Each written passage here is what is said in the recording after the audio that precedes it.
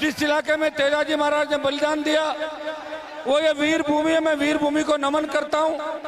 और अब की बार मेरी इच्छा थी कि मैं एक बार पहले सुरचुरा, खरनाल और 5 जगह जाके आया था। इस बार भी सुरचुरा में आप लोगों के दर्शन करूं।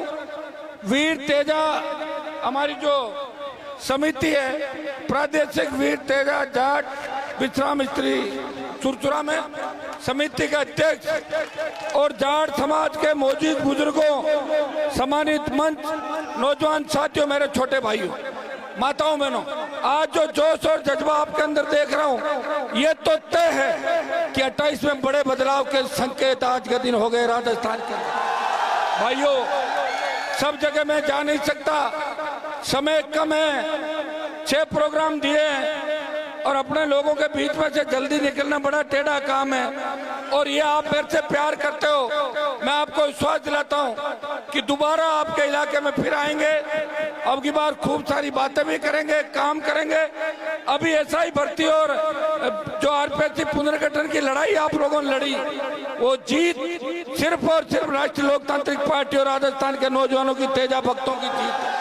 हमें इस देश के अंदर सेना का सम्मान लौटाना है, अग्निवीर को समाप्त कराना है, किसान की एमएसपी खरीद गारंटी कानून बनाना है, टोल मुक्त कराना है, किसान का कर्जा माफ कराना है, सशक्त लोकायुक्त और मेरे छोटे भाइयों को सम्मान मिले, किसी अबला बहन बेटी की चीख पुकार और राजस्थान में नौजवान किसान आत्महत्या नहीं करे। इन्हीं मुद्दों को लेकर हम राजस्थान में आगे बढ़ रहे हैं।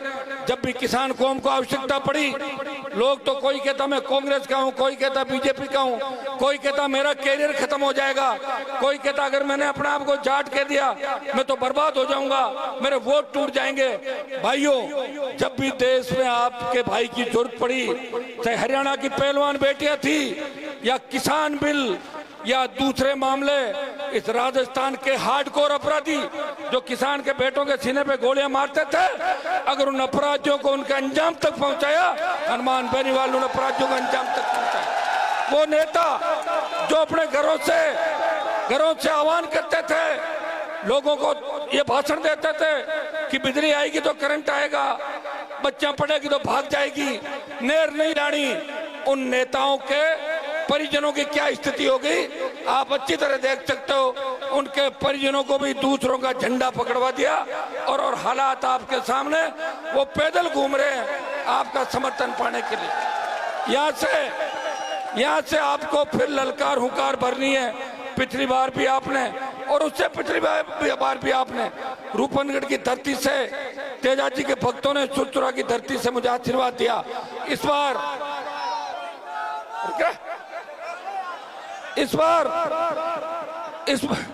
बार 28 में किशनगढ़ में भी चुनाव लड़ना है, पुष्कर में भी लड़ना है, तमाम सीटों पे लड़ना है और राजस्थान की सत्ता पे कब्जा करना है। मांगने से कोई राज नहीं देगा, राज को छीनना पड़ेगा। और आज मैं आपको बता दूं कि जिस तरह आज जब तक सुनोगे नहीं ना, तुम्हारी कोई इज्जत नहीं है। नहीं सुनोगे तो कोई इज्जत नहीं करता तुम लोगों को, नहीं तुम्हें कोई सीरियस लेता। तुम्हारे नेताओं की औकात देखो ना, धनखड़ साहब को हटा दिया, बोल नहीं रहा, क्यों हटाया? बोला क्या? नहीं बोलेंगे भाई, डरे हुए लोग हैं, डरे हुए और मरे हुए लोग हैं। इसलिए डरे हुए मरे हुए लोगों को जगाना कौन जगाएगा? ये नौजवान जगाएंगे। लेकिन आप क्या जगाओगे? आप तो खुद आधे ज्यादा नशे में पड़े रहते हो। कोई स्मैक खाता है, कोई एमडी खाता है, कोई थोड़ा दूसरा काम करता है, तेज गाड़ियां चला के एक दूसरे पे चढ़ा देते हो। समझदार बनो, कोई नहीं पूछ रहा तुम्हें लेके सरकार सीरियस नहीं। सिर्फ मैं लड़ रहा हूं इसलिए तुम्हारी पूछ है। अगर कल मैं लड़ाई बंद कर दूं तो तुम्हें 50 साल और गुलाम रहना पड़ेगा। क्या ये चाहते हो क्या? तो चुपचाप छोड़ो मेरी बातें, बकवास मत करो बीच में। शर्म आती नहीं तुम लोगों को? क्या वजह? कोई नारों से कोई सरकार बदली है क्या? वोट डालना सीखो, इंतजार करना सीखो और अपने नेताओं का सम्मान करना सीखो। जिस तरह घूम रहे हो, धक्के मार रहे हो, क्या कभी नेता नहीं देखा क्या? ये हेलीकॉप्टर नहीं देखा तुमने? नहीं देखा ना? हाँ तो बोलो देखा है। पहले भी लाया था और लाऊंगा, चाहे उधार लेके जमीनें बेचनी पड़ जाए, तुम्हारा सम्मान बढ़ाऊंगा। लेकिन तुम अपने आप को काबिल बनाओ कि सम्मान के काबिल हो। जिनके लड़ता हूँ वही मर जाता है, जिसको लाता हूँ वो बिक जाता है, जिसको मनाता हूँ नेता वो बिक जाता है, वो भाग जाता है, वो जाता है और कांग्रेस बीजेपी में जाके उनके पैर छूते जाके।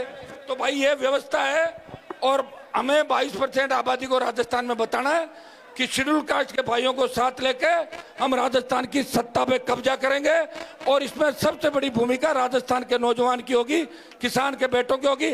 हा हु हल्ले से कुछ नहीं होता, हल्ला बहुत लोग करते हैं। ये तो अगर देश की राजधानी मुंबई होती तो जाट समाज को कोई नहीं पूछता, मराठे पीटते तुम्हें वहां पे मुंबई में, पता पटक पटक के। ये तो दिल्ली आप है और दिल्ली के चारों तरफ अपना है, इसलिए अपनी इज्जत है, वो भी थोड़ी बहुत समझ में आ गई ना।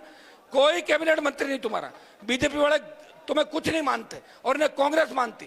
कर्नल सोनाराम की लाश को मोर्चरी में डाला, सतपाल मलिक को सम्मान नहीं दिया और धनखड़ को किस तरह भगाया, दूध में जब मक्खी को फेंकते। तुम्हें कोई सीरियस नहीं लेता क्योंकि तुम अभी समझदार नहीं हो और समझदार होने में समय लगेगा।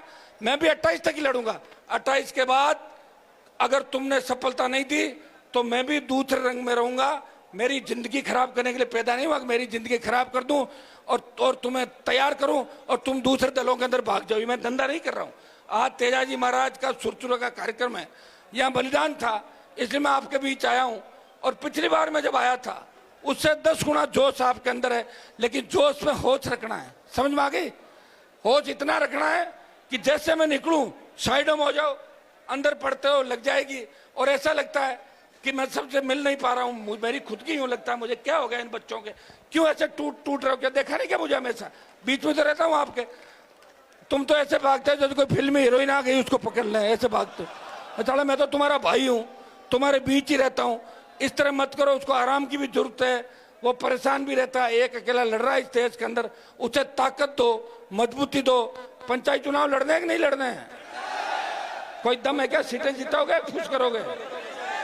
अभी तो फूस ही करता है मुझे, इसलिए बात कर लेंगे। तेजा समिति कर हमारे सारे जो समाज के लोग हैं इनका हृदय से आभार। मेरे 3 प्रोग्राम हो रहे, इसलिए इजाजत चाहूंगा। बोले तेजा जी महाराज की धन्यवाद। हेलो